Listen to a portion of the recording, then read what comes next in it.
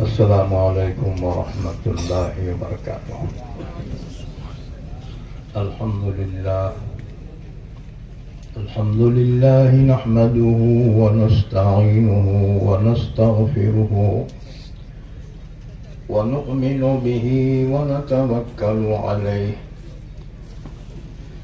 ونعوذ باللہ من شرور انفسنا ومن سیئات اعمالنا من يهده الله فلا مضل له ومن يضلله فلا هادي له ونشهد أن لا إله إلا الله وحده لا شريك له ونشهد أن سيدنا ونبينا ومولانا محمدا عبده ورسوله أما بعد فأعوذ بالله من الشيطان الرجيم بسم الله الرحمن الرحيم إنا نحن نزلنا الذكر وإنا له لحافظون وقال الله تبارك وتعالى وقال الرسول يا رب إن قوم اتخذوا هذا القرآن مهجورا قال النبي صلى الله عليه وسلم إن الله يرفع بهذا الكتاب أقواما ويزع به آخرين رواه عمر بن الخطاب رضی اللہ تعالی۔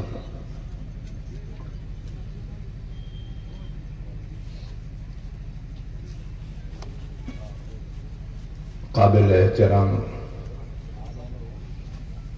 حضرات علماء کرام، حفاظ اعظام، ائمہ مساجد، معلمین، متعلمین اور بزرگان دین، امیر جماعت، دیگر تمام ہی بزرگوں، عزیزوں، بھائیوں،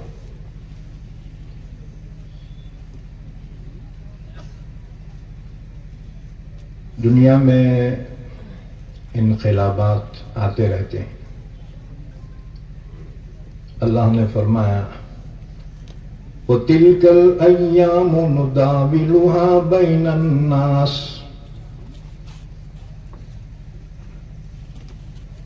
لوگوں کے اندر حالات بدلتے رہتے ہیں، دنیا میں انقلابات آتے رہتے ہیں۔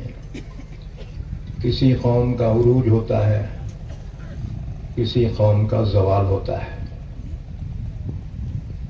عروج اور زوال قوموں کی نشانیاں ہیں۔ جب کسی قوم پہ عروج آتا ہے نا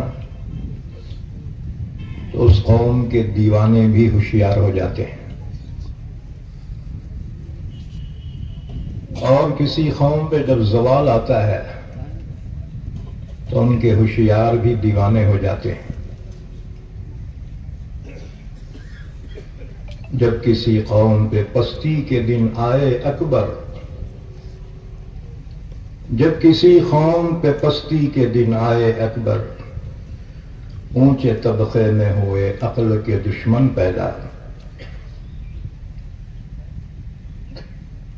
ایک زمانہ تھا ہمارے علاقے میں، آصفیہ دور تھا، اور ساتھ میں ہے نظام میر عثمان علی خان کی حکومت تھی۔ یہ جو نظام کی حکومت دکن میں تھی، حیدرآباد، یہ اصل میں رہنے والے تھے ازبکستان کے۔ ازبکستان کا ایک بہادر سردار ہندوستان میں آیا تھا، مغلوں کا دور تھا۔ اس کی بہادری کی وجہ سے مغل بادشاہ نے اسے اپنے سرداروں میں شامل کیا۔ اسی کا بیٹا تھا میر قمر الدین۔ حضرت اورنگزیب عالمگیر رحمت اللہ علیہ کے دور میں اعلیٰ عہدے پر فائز ہوا، اپنی محنت سے ترقی کرتے ہوئے۔ اورنگزیب کا سنہری دور گزر چکا۔ سن 1707 عیسوی میں حضرت اورنگزیب رحمت اللہ علیہ کا انتقال ہو گیا۔ آپ کے انتقال کے بعد اس سرزمین پر مسلمانوں کا زوال شروع ہو گیا اور لائق ماں باپ کی نالائق اولاد، جسے محمد شاہ رنگیلا کہتے ہیں، جب ہندوستان کا بادشاہ بنا عیاشی میں مبتلا ہوا۔ عیاشی بھی ایسی تاریخ میں ایسی عیاشی کسی نے نہیں کی ہوگی۔ اس کا حکم تھا دن بھر بازار بند رہیں اور رات بھر بازار کھلے رہیں۔ ہمیشہ شراب کے جام اس کے محفل میں چلتے تھے۔ میر قمر الدین جو سپہ سالار اعظم تھے، انہوں نے بہت سمجھایا۔ اسی سے فائدہ اٹھا کر ایران کا بادشاہ نادر شاہ نے ہندوستان کی طرف پیش قدمی شروع کر دی۔ اس کی فوج بہت قریب پہنچی۔ سپہ سالار نے کہا، سرکار، نادر شاہ آ گیا ہے۔ تو نشے کے اندر دھت بادشاہ نے کہا، ہنوز دلی دور است، ابھی تو دلی بہت دور ہے۔ یہاں تک کہ پھر نادر شاہ نے آخر اس ملک پر حملہ کیا۔ تب اس کو ہوش آئے، لیکن اب کیا ہوا، پچھتاوا جب چڑیا چگ گئی کھیت، اب کوئی حاصل نہیں تھا۔ یہاں تک کہ نادر شاہ نے اس کو بے دخل کیا اور اپنے ہاتھ میں حکومت لی۔ پھر بھی وہ نہیں چاہتا تھا کہ کوئی نقصان پہنچائے، لیکن ہوا یہ کہ چنڈو خانے میں، جہاں پر فقیر گانجا کھینچ کے باتیں بناتے تھے، نادر شاہ گزرا تو دیکھا وہ باتاں کر رہے اور کہہ رہے نادر شاہ تو مارا گیا۔ اس نے جب سنا اس کا دماغ خراب ہو گیا، تب اس نے حکم دیا قتل عام کا۔ اس کی فوج نے جو قتل عام شروع کر دیا، تو دہلی کی گلیوں میں خون ایسا بہتا تھا جیسے موسلا دھار بارش کی وجہ سے پانی بہتا ہے۔ 3 دن تک قتل عام چلتا رہا، کسی کی ہمت نہیں تھی کہ اسے روک سکے۔ آخر وہ جیالہ کھڑا ہوا، جسے میر قمر الدین کہا جاتا ہے۔ اس نے بادشاہ سے درخواست کی، آخر آپ اتنا خون کیوں بہاتے ہیں؟ خدا یہ خون ریزی روک دو۔ اس کی جرأت سے متاثر ہو کر نادر خان نے اپنا حکم واپس لے لیا۔ بہرحال وہی زمانہ تھا۔ میر قمر الدین نے دیکھا ابھی حالات درست ہونے والے نہیں ہیں، وہ اپنے رسالے کی فوج لے کر دکن پہنچا اور اس نے اپنی خود مختاری کا اعلان کر دیا۔ اس کا پائے تخت اورنگ آباد نوکھنڈا میں تھا، آج بھی ہے اس کی یادگار۔ تم بولیں گے اتنا تمہارا کیسا معلوم ہو سا؟ ان کے مہینے کی ہر چوتھی پیر کو نوکھنڈا ہی میں ہماری تفسیر ہوتی ہے۔ 4 بادشاہ کا پائے تخت اورنگ آباد تھا، اس کے بعد پھر وہ لوگ حیدرآباد منتقل ہوئے اور یہ میر قمر الدین آصف جاہ اول کہلایا۔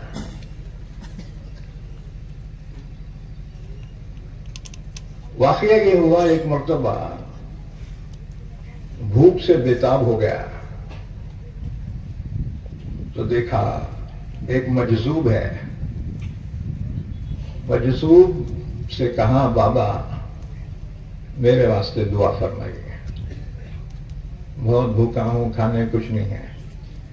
مجذوب نے اپنے تھیلے میں سے 7 روٹیاں نکال کر اس کو دی، کہا جا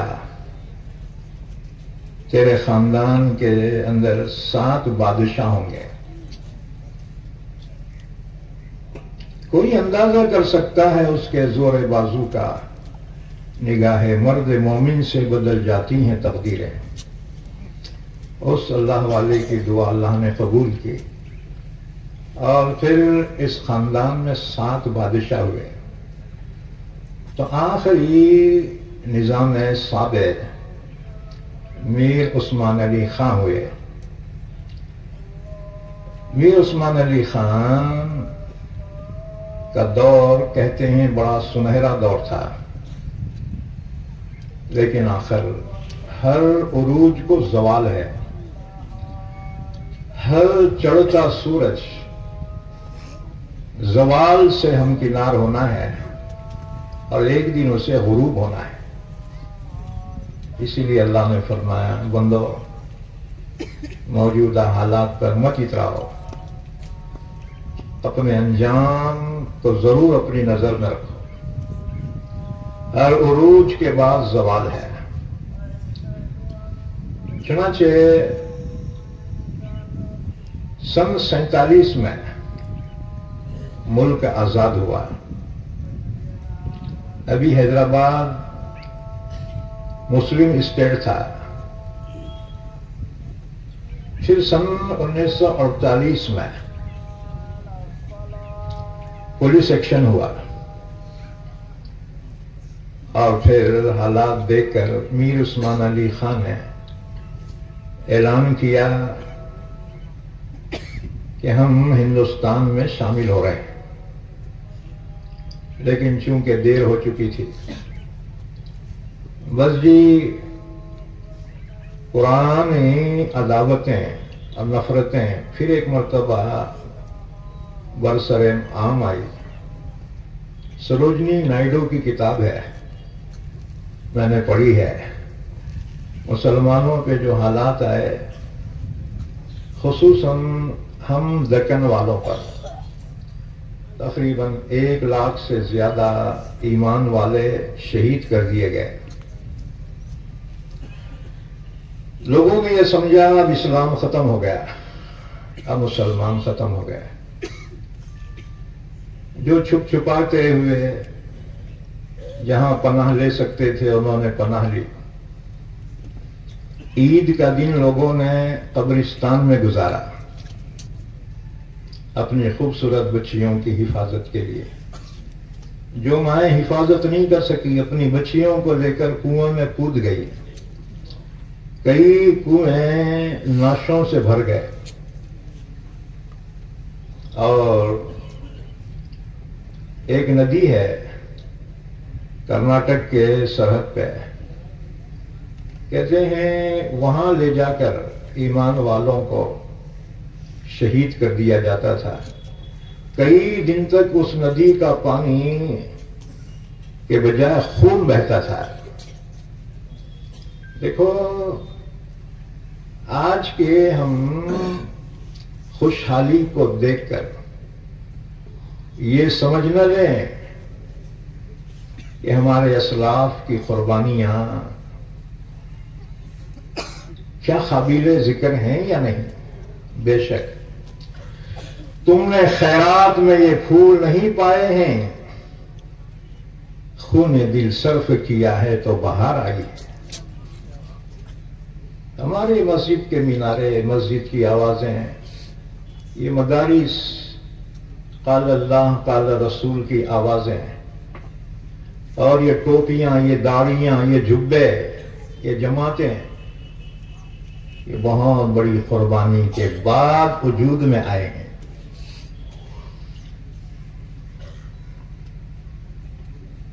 600 سال کی حکومت جب ختم ہوئی، عثمانیوں کی، آل عثمان ترک کی حکومت کا جب خاتمہ 1920 میں ہو گیا اور 23 میں برخاست کر دی گئی، ان حالات کو دیکھ کر کوئی آنکھ ایسی نہ تھی جو آنسو نہ بہاتی ہو۔ 3 بر اعظموں پہ جن کی حکومت 600 سال تک رہی، اسلام کی تاریخ میں اتنی لمبی حکومت کسی کی نہیں رہی، نہ امویوں کی، نہ عباسیوں کی، نہ کسی اور قوم کی، نہ سلجوق اور نہ کوئی۔ 600 سال 3 بر اعظموں پہ جنہوں نے حکومت کی، وہ خادم الحرمین الشریفین تھے۔ جب اس کا زوال ہوا، علامہ اقبال اتنے متاثر ہوئے، لیکن جانتے تھے اللہ کا وعدہ ہے، اللہ اپنے حبیب کی امت کو کبھی زائل نہیں کرے گا۔ علامہ اقبال نے کہا اگر عثمانیوں پہ کوہ غم ٹوٹا تو کیا غم ہے، اگر عثمانیوں پر کوہ غم ٹوٹا تو کیا غم ہے، کہ خون 100,000 انجم سے ہوتی ہے سحر پیدا۔ جب قربانیاں ہوتی ہیں نا، اللہ تعالیٰ پھر ایمان والوں کو عظمتیں عطا فرماتا ہے۔ یہ تھوڑی سی تاریخ کا پیچھے سے لیا میں، کیونکہ اب پڑھنے والی نہیں رہے۔ ہماری قوم مولویاں انہوں بھی اتنا پڑھتے ہیں کہ جمعہ کا مٹیریل جمع ہو جائے۔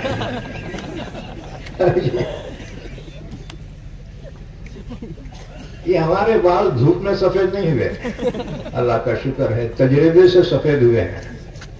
اور جی تقریباً 43 سال کا عرصہ ہو گیا پڑھاتے ہوئے، گھومتے ہوئے۔ ہاں جی، بہرحال میں نے یہ تاریخ اس لیے عرض کی کہ ہمیں اپنا ماضی یاد رہے۔ ایک اصول سمجھ لو، کوئی قوم اس وقت تک ترقی نہیں کر سکتی جب تک کہ اسے اپنا ماضی یاد نہ ہو۔ اور تم کیا سمجھتے ہو دنیا والوں پر ہمارا خوف ہے؟ نہ نہ، ہم تو کوئی حیثیت ہی نہیں ہے۔ دنیا والوں پر، قوموں پر جو خوف ہے نا، ہماری تاریخ کا ہے۔ اسلام کی تاریخ میں ایک ایک جیالہ ایسا پیدا ہوا، پوری دنیا کو تہو بالا کر دیا۔ دنیا کو ہمارا خوف نہیں ہے۔ دنیا تو ہمارے خلاف پروپیگنڈا کری، انہوں ایسا کر رہے، انہوں ایسا کرے، ایسا کریں گے۔ ہمارے پاس ہے کیا؟ ہم کچھ نہیں کر سکتے۔ ہم زوال کے دور سے گزر رہے ہیں، ہمارے پاس کوئی چیز نہیں ہے۔ جی چند لوگ اگر خوشحال ہیں اس کا مطلب یہ نہیں پوری قوم خوشحال ہے. پانی پلا کر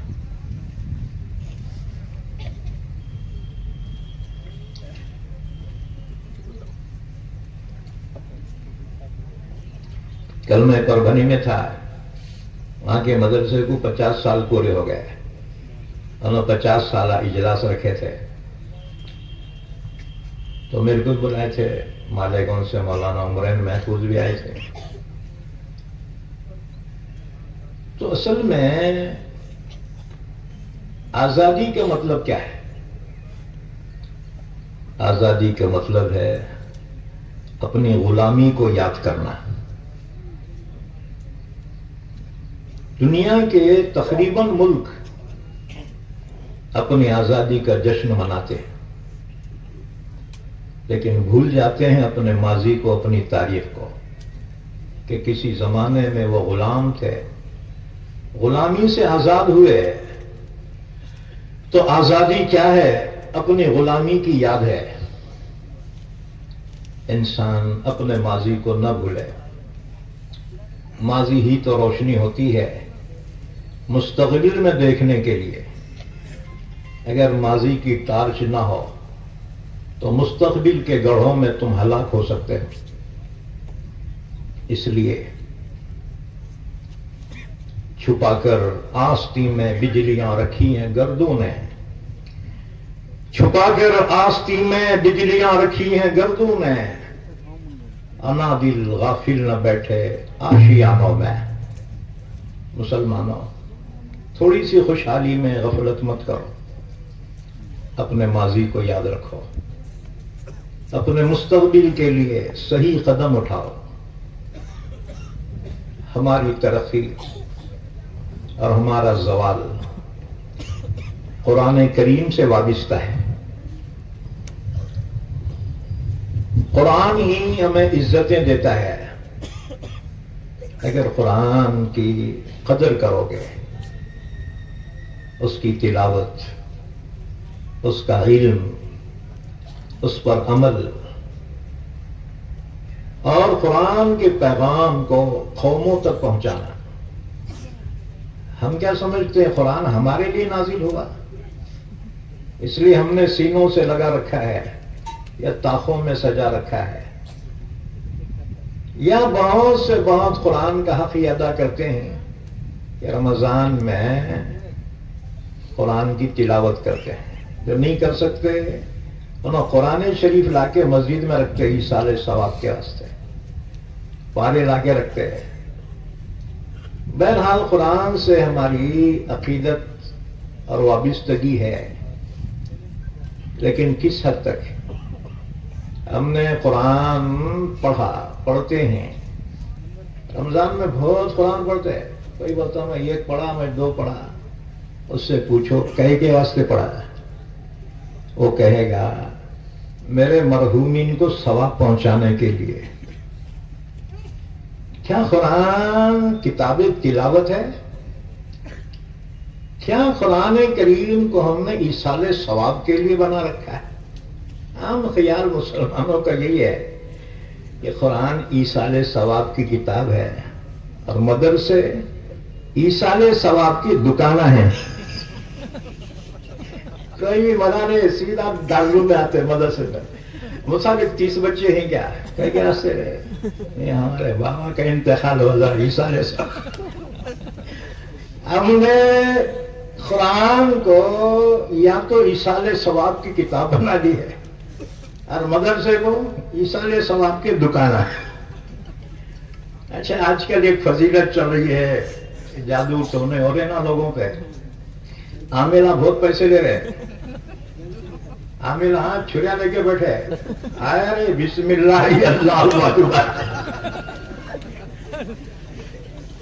ہمارے مولویاں دیکھیں یار یہ مدرسے والے اتنے بخیلہ ہیں، تنخواہ کبھی نہیں بڑھاتے.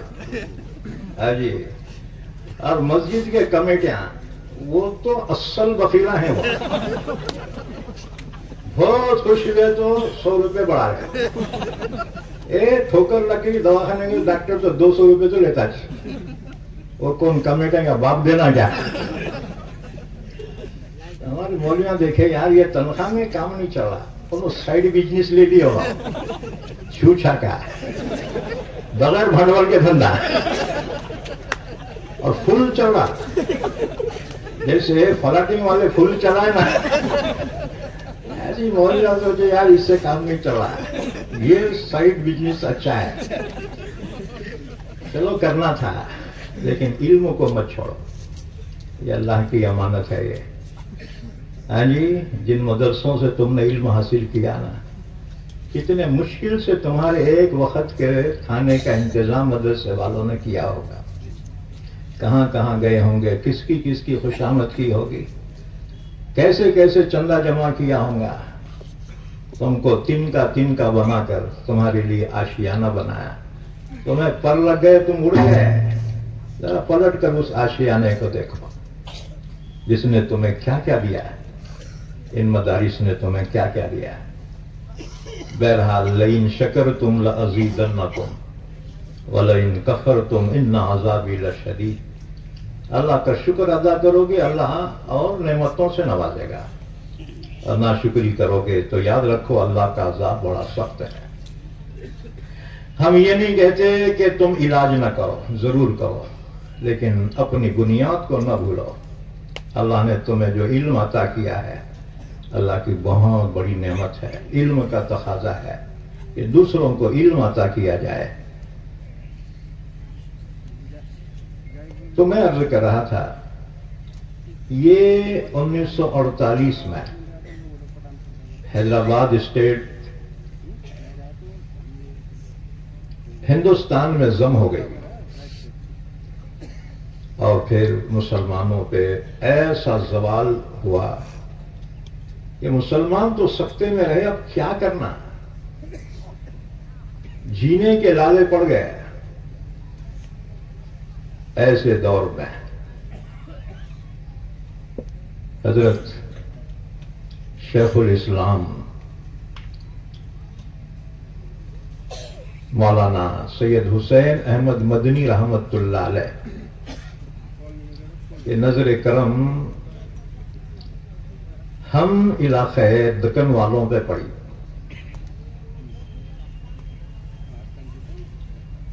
اور اس زمانے میں یہاں سے کچھ افراد حضرت سے منسلک ہو گئے، اور پھر حضرت نے علاقے کی ضرورت کے اعتبار سے اس علاقے کے لیے، اس علاقے کی اصلاح کے لیے، اس علاقے کے مسلمانوں کی ہمت افزائی کے لیے اپنے شاگرد کو منتخب کیا، حضرت مولانا شاہ عبد الغفور صاحب قریشی رحمت اللہ علیہ حضرت کے شاگرد خاص تھے، اس علاقے کی طرف بھیجا، اور حضرت پہلے سرکاری مدرس تھے عثمان آباد میں، حضرت نے اس سرکاری ملازمت سے ریزائن دے دیا، استعفا، اور پھر لاتور تشریف لائے، اور یہاں پر 1951 میں مدرسہ مصباح العلوم کی بنیاد رکھی۔ 1951 کتنے سال ہوئے، گھراں کو جا کے گنو تم، جی 1951 اس مدرسے کی بنیاد رکھی۔ اب میں یہ سب اس لیے بیان کر رہا ہوں، پتہ نہیں کل کو ہم بھی رہیں گے یا چلے جائیں گے، تاریخ سینوں میں دفن ہو جائے گی، ہاں جی، اس لیے اپنے بچوں کو اپنی تاریخ بتانا ضروری ہے تاکہ اس مشن کو آگے لے کر چلے۔ ابھی ہمارے عزیزم مفتی اویس یہ مخدوم زیادہ ہیں، یہ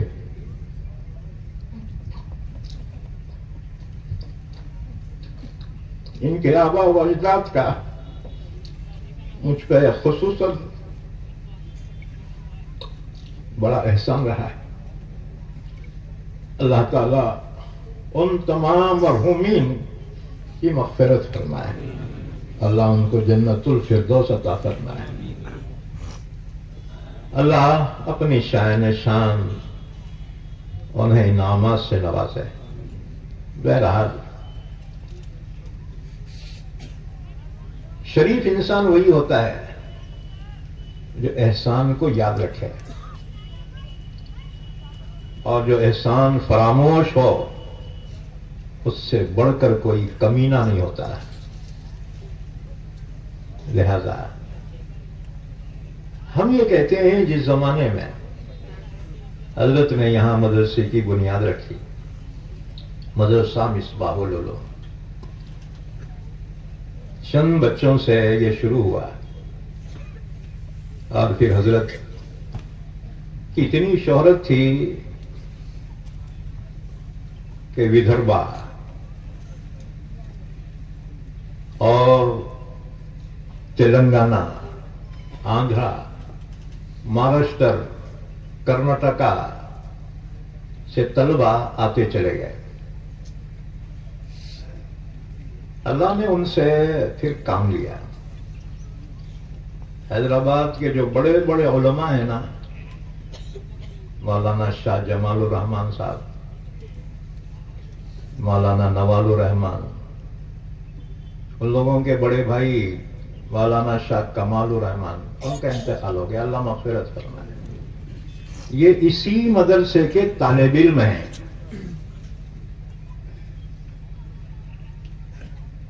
اسی طرح سے جتنے بڑے بڑے علماء ہیں نا،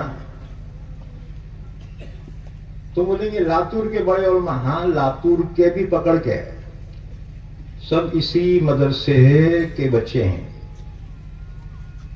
ایک صاحب میرے کو بولے ہمارے شاگرد ہیں،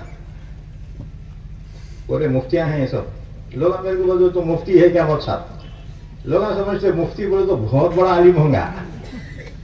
میرے کو پوچھتے تم مفتی ہے کیا؟ میں بولتا تو مفتی نہیں، مفتی کا باپ ہوں میں.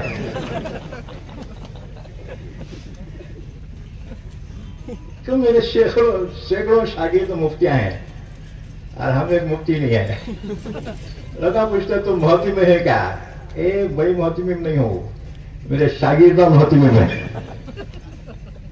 ہم تو آثار قدیمہ میں سے ایصال ثواب کو باقی رہ گئے. اور جی شہر کا چراغ ہے، کب بجھیں گے نہیں معلوم.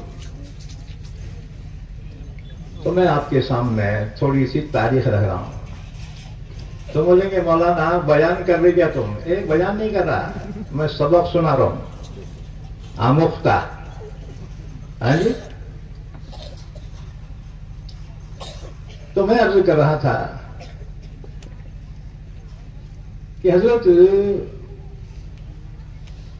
مولانا سید حسین احمد مدنی رحمت اللہ علیہ کے شاگرد رشید حضرت مولانا شاہ عبد الغفور صاحب قریشی رحمت اللہ علیہ نے یہاں پر اس مدرسے مصباح العلوم کی بنیاد رکھی.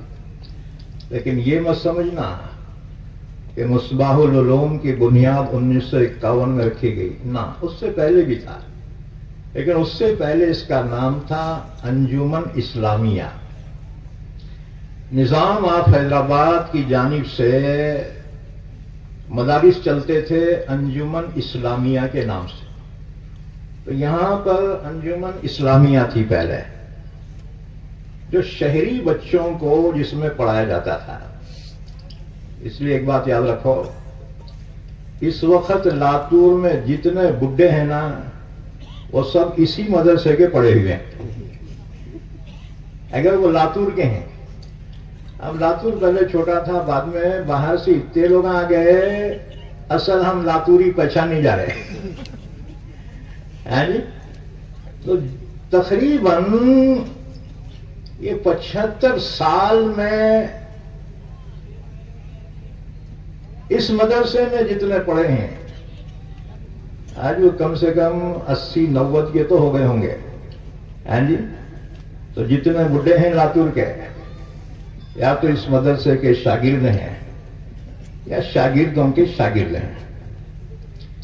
تو ہمارے شاگردہ ایک مرتبہ گھیر لیے، انہوں نے بولے مولانا یہ بعد میں جو مدرسے قائم ہوئے انہوں اتنے ترقی کر گئے، اور مصباح العلوم اتنا پرانا ہے، یہ اس کو ترقی کیوں نہیں ہو رہی؟ سوال تو بہت بہتر تھا، اور جی تمہارے بھی ذہن میں آ رہا ہوں گا، یہ بعد کے مدرسے بڑے بڑے بلڈنگاں، اور جی خالی بلڈنگاں نہیں، ان کے مدرسوں کے پاس ایسے کاراں تمہارے کروڑ پتیوں کے پاس بھی نہیں ہے۔ تو وہ بدماش شاگردہ ہمارے بہت زیادہ کھاتے ہیں، کیونکہ بہت لاڑ بھی ہے نا، جو بچے کا زیادہ لاڑ رہتا نا انہیں گود میں بیٹھ کے ہک دیتا ہے، آدمی برا نہیں مانتا اس کو، جانے بچہ تھے نا اپنا۔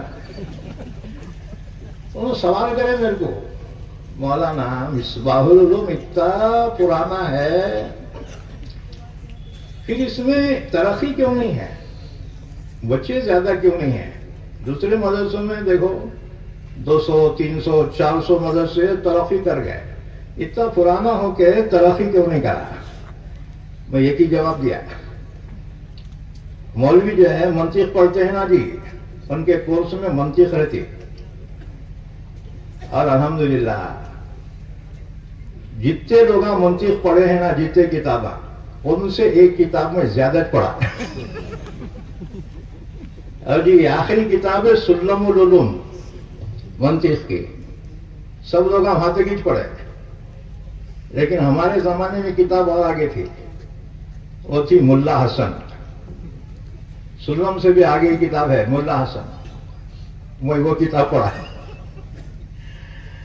تو شاگردہ بولے کیا صاحب اتنا پرانا مدرسہ اور یہاں ہوتی ترقی نہیں ہوتے، بچے نہیں ہیں، اور نئے نئے مدرسے اتنے ترقی کر گئے، ان کے بلڈنگاں دیکھو، ان کی تعلیم کا معیار بھی دیکھو، واقعی تم حقیقت کو تسلیم کرنا چاہنا رہی ہے۔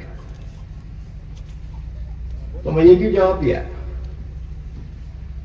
اللہ میاں بڑھاپے میں بھی اولاد ہوتی کیا؟ جی جب جوان تھے اولاد ہوئی، بولا کیا بڑھاپے میں اولاد ہوتی کیا؟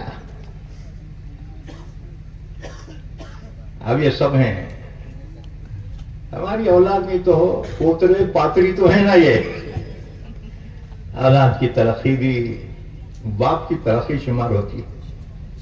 تو اس مدرسے کا فیض الحمدللہ پورے علاقے مہاراشٹر ہی نہیں بلکہ تلنگانہ، آندھرا، کرناٹک، اس مدرسے کا فیض جاری رہا، اور ہر ایک کا ایک دور ہوتا ہے جی، ہر ایک کا ایک دور عروج ہوتا ہے۔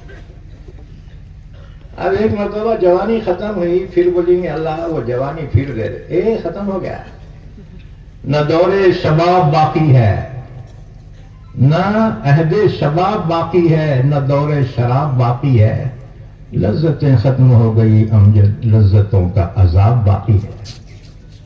اب تو یادگاری رہ گئی۔ بہرحال جو اپنے اسلاف کو یاد نہیں رکھتا وہ اپنے مستقبل کو سدھار نہیں سکتا۔ تو میں عرض کر رہا تھا کہ مدرسہ مصباح العلوم کی بنیاد حضرت خطب دکن مولانا شاہ عبد الغفور صاحب قریشی رحمت اللہ علیہ نے رکھی، لیکن اس کا مطلب یہ نہیں ہے کہ یہ مدرسے کا آغاز اسی وقت سے ہوا، نہ، اس سے پہلے بھی تھا۔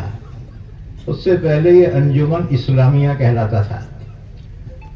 انجمن اسلامیہ گورنمنٹ آف حیدرآباد کی جانب سے چلتے تھے۔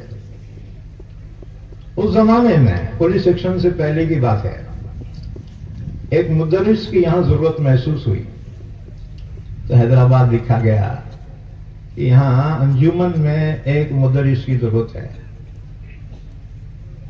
چنانچہ نظام آف حیدرآباد نے مدرس کے لیے مدرسہ مظاہر علوم سہارنپور میں درخواست پیش کی، کوئی اچھا عالم آپ ہمارے علاقے کے واسطے بھیج دو۔ اچھا وہ دور ہے بڑے بڑے علماء حیدرآباد تشریف لائے ہوئے تھے۔ علامہ شبیر احمد عثمانی رحمت اللہ علیہ شیخ الاسلام کو حیدرآباد گورنمنٹ نے بلایا تھا. حضرت قاری محمد طیب صاحب رحمت اللہ علیہ کے والد حافظ احمد صاحب کو بھی حیدرآباد گورنمنٹ نے یہاں بلا کر دینیات کا صدر محتمی مقرر کیا تھا. اور حضرت کے والد قاری طیب صاحب رحمت اللہ علیہ کے حیدرآباد سے وطن جا رہے تھے تو نظام آباد کے اسٹیشن پہ ان کا انتقال ہوا تھا. یہیں پہ انتقال ہوا تھا. تو علماء کے ہمارے علاقے سے خصوصی تعلقات زمانے سے رہے ہیں. تو بہرحال نظام گورنمنٹ نے مظاہر العلوم سہارنپور کو لکھا ایک قابل مدرس کی ہمیں ضرورت ہے، آپ بھجوائیے.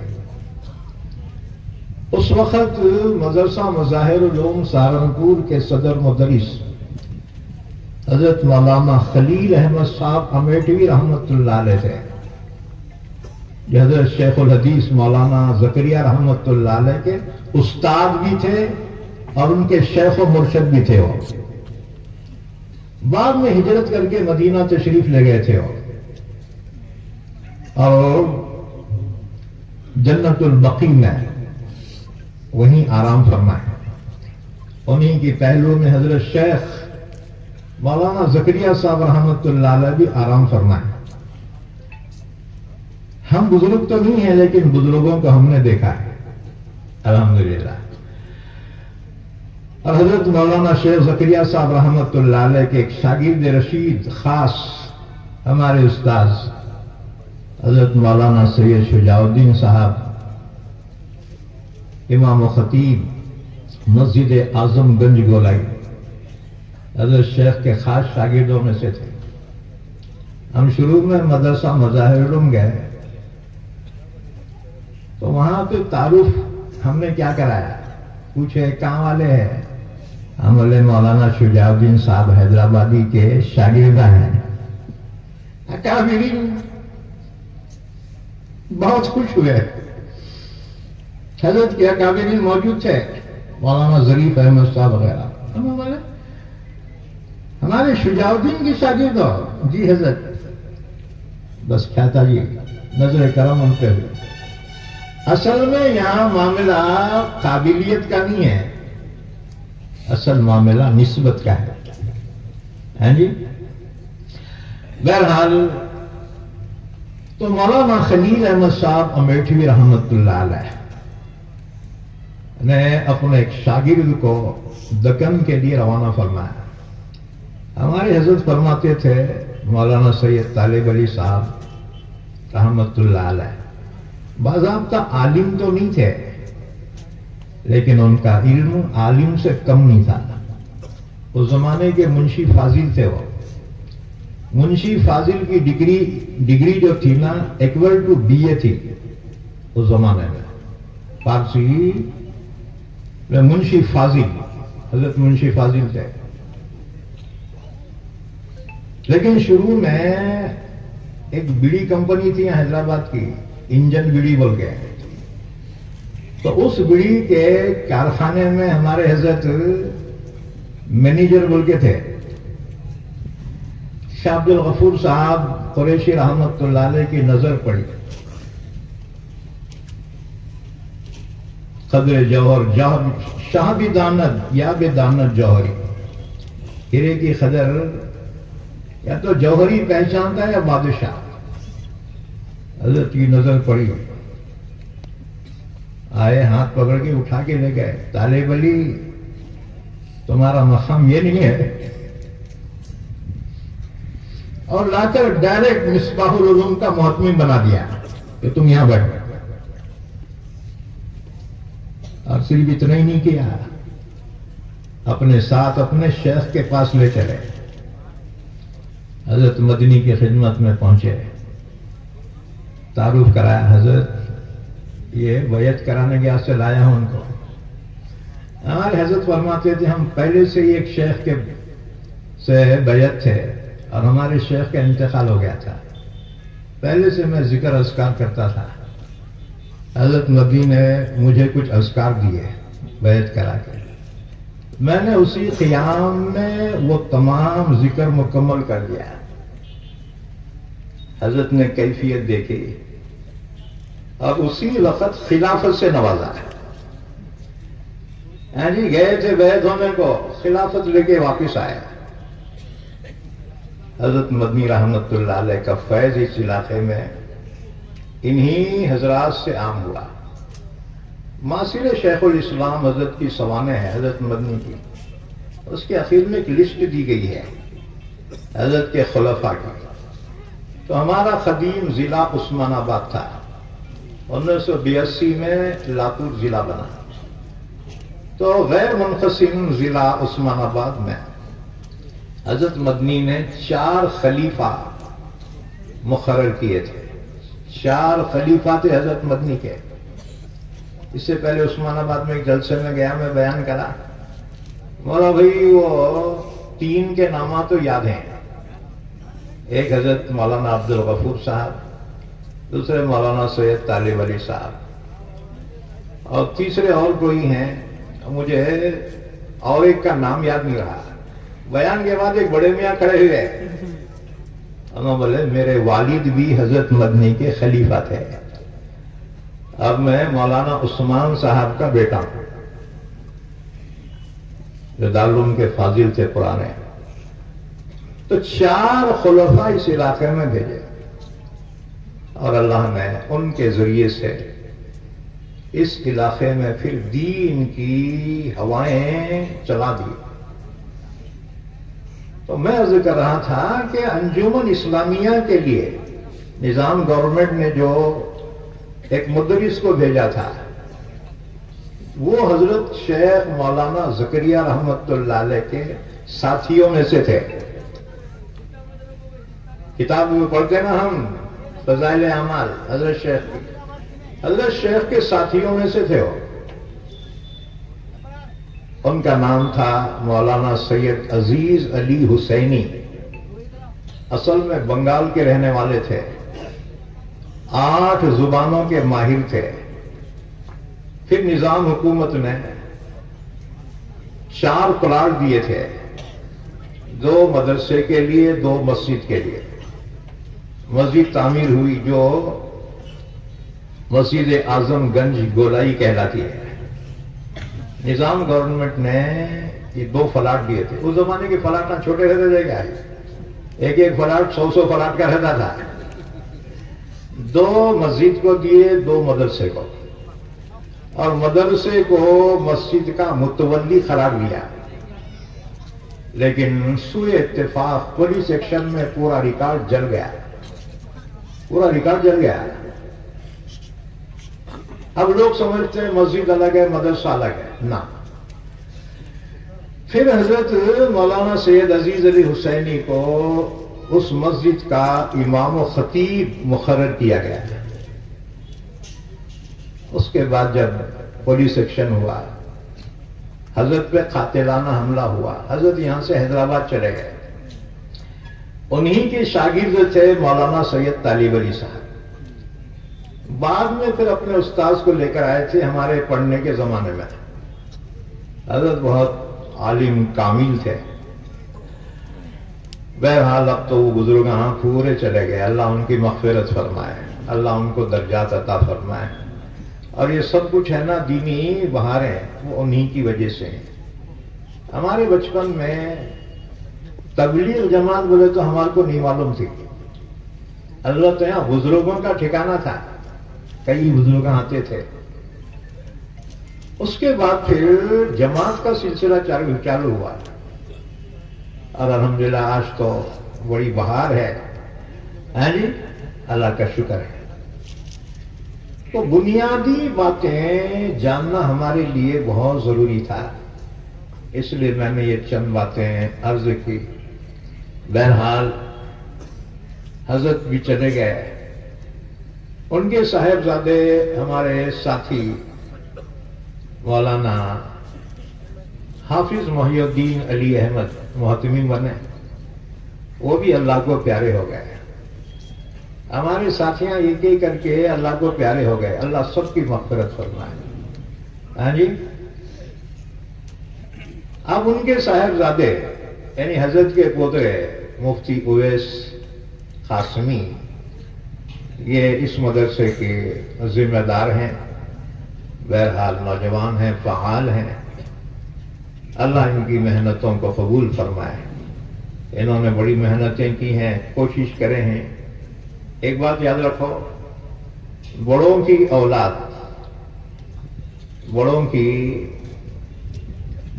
علمی جانشینی بہت کم ہوتے ہیں جو قبول کریں.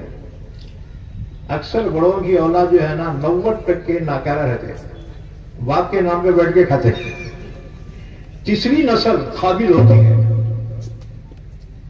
کبھی بھی یاد رکھو، قابل لوگوں کی اولاد ایک 10% ہے جو قابل ہوتی ہے باپ کی سچی جانشین، کیونکہ انہوں باپ کے نام پہ بیٹھ کے کھاتے. اسی لیے دیکھو جتنے اولیاء کرام کے درگاہ ہے نا، باپ کے بعد بیٹے کیا بنے؟ مرشد تو نہیں بنے، مجاور ضرور بن جاتے ہیں. ہاں جی، ہمارا بھی یہی حال ہے. عالم کا بیٹا قابل عالم بننا بہت مشکل ہے. ہاں، تیسری نسل جو آتی ہے نا وہ قابل ہو جاتی ہے. کیا کرتے ہیں وہ گنا جو ہے نکالے نا تو بعد میں رہتے چھوٹے چھوٹے، وہ لوگ کیا کرتے اس کو جلا کے ختم کرتے اس کو، پھر دوبارہ پھر گنا پھر عروج میں آ جاتا. ہاں جی، یہ بیچ کے جو نسل رہتی نا یہ بہت کم کام کی رہتی، ورنہ ان کو تو جلانا پڑتا ہے. تیسری نسل آتی ہے، اللہ پھر ان کو قابلیت سے نوازتا ہے. اور یہی وجہ ہے اکثر قابلوں کی اولاد جو ہے اختلاف کرتی ہے. یہ میرا ہے، میں جانشین، میں بیٹھتا ہوں، ہاں جی یہ میرا کام ہے. اس کی قابلیت پیدا کر. اب نئے نئے جو عالمہ ہیں نا بہت قابل، آ کے ہمارے جیسے کرسیوں پہ بیٹھتے ہیں. انہوں عالم ہے تو ہم کیا کم ہیں کیا؟ ابے یہاں تک پہنچنے کو 40 سال لگتے بیٹے. جی لوگ پڑھتے ہی جو ہے میں عالم بن تو لوگ میرے کو سلامہ کرنا، ابھی نہیں. ہاں جی، رفتہ رفتہ پختہ باشد. ہاں جی، بسیار سفر باید تا پختہ شود خام ہے، صوفی نہ سول صافی تا در نہ کشد جام ہے، بسیار سفر باید تا پختہ شود خام ہے. اس لیے بہرحال جو علماء ہیں ان سے میں اتنا ہی کہوں گا. اور کل بھی میں نے کہا تھا کہ محنت کرو، محنت کرو عاجزی کے ساتھ، ان کے ساری کے ساتھ. آپ لوگ روتے ہیں جماعت والے ہمارے کو بیان ہی کرنے. ابھی بیان کرنا کیا منت ہے کیا بیٹا؟ دوسرے بہت کام ہیں تمہارے کو. بچوں کی تعلیم کرو، تربیت کرو، یہ بھی بہت کام ہے. تمہارے کو بیان نہیں کرنے تو بہت ناراض ہوتے. جماعت والے ہمارے کو بیان ہی نہیں. ابھی بیان کرنا کیا منت ہے کیا بیٹا؟ دوسرے اور کام ہے. ہاں جی، کبھی بھی اپنی سوچ مثبت رکھو، منفی نہیں. بھائی کسی لکیر کو تم کاٹ کے ختم نہیں کر سکتے. ایک کام کرو نا، بازو میں ایک لکیر اس سے ذرا لمبی کھینچو، وہ خود بخود چھوٹی ہو جائیں گی بازو والی. تمہاری محنت زیادہ ہونا. اب لوگ شکایت کرتے لوگ ایسا کر رہے، لوگ ویسا. ان کا کام ہے، انہوں کرتے رہیں گے. تو اپنا کام کر. دھن رے دنیا اپنی دھن، پرائے دھن کا پاپ نہ کر. ہم تو دوسروں کی غیبت چغلیوں میں اپنے ساری صلاحیتیں ضائع کر دے رہے. عالم ایسا کرے، وہ عالم ایسا کرا، وہ عالم ایسا کرا. دوسروں کے بارے میں تیرے خبر میں تیرے سے نہیں پوچھا جائے گا. تو اس سے تیرے بارے میں پوچھیں گے من ربو کا، تیرا رب کون ہے. تجھے اپنے زندگی کا حساب دینا ہے، دوسروں کے زندگی کا نہیں. اس کو خراب بولوں، سب سے خراب میں ہوں، اس کا حساب کیا ہے، خود بے حساب میں. بہرحال آج کا جو اس مدرسے کا سالانہ اجلاس ہے، ہمیں بڑی امید تھی حضرت جانشین نبی رہے شیخ الاسلام تشریف لائیں گے، لیکن جیسا تم نے سنا کہ کچھ واقعے کی وجہ سے وہ تشریف نہیں لا سکے۔ اب میرے کو بولے تم بیان کرو، مول صاحب لوگ آئے آئے۔ اب بیان تو بڑوں کا کام ہے، ہم ابھی اتنے بڑے نہیں ہوئے، کیونکہ بڑوں کی اولاد ہی بڑی ہوتی ہے، ہم تو محنت سے بڑے ہوئے ہیں۔ ہاں جی، ہم بڑے نہیں ہیں۔ ہم دعا کرتے ہیں اللہ تعالی حضرت کو تمام آفتوں سے محفوظ رکھے، اللہ تعالی ان کے فیض کو، ان کے علم کو، ان کی محنت کو اللہ شرف قبولیت سے نوازے، اور ان کے جو رفقا تشریف لائے ہیں، خاص طور سے مہاراشٹر کے جمعیت العلماء کے ذمہ دار ہمارے حافظ ندیم صاحب صدیقی، وہ بھی تشریف لائے ہیں۔ بہرحال اصل لوگ تو جو ہے ایک نام پہ آتے ہیں، ہمارے کو بہت تجربہ ہوا اس کا۔ بڑے لوگوں کو ذرا حادثہ ہوتا نا، ہمارے چھوٹوں کی تو جان ہی نکال دیتے ہو۔ ہمارے پاس جو ہے میں حمایت نگر میں تھا، بہت پہلے کی بات ہے، 35 سال ہو گئے ہوں گے۔ ہم حضرت مولانا سالم صاحب رحمت اللہ علیہ کو دعوت دیے، حضرت وعدہ کرے، سب ہو گیا، جلسے کے پمفلیٹ چھپ گئے، تقریباً 50-60 دیہاتوں کے لوگ جو ہے آنے کو تیار۔ اب اتنے میں فون آیا، حضرت وہ پھسل کے گر گئے، ان کا پیر فریکچر ہو گیا، آپ وہ مارو اور کرو جلسے۔ ہمارے مدرسے والوں کو بہت شوق، بہت دور سے بلاتے ہیں، جو کورے چھترا چاہ مدیا ہے چینل بلاؤں گا،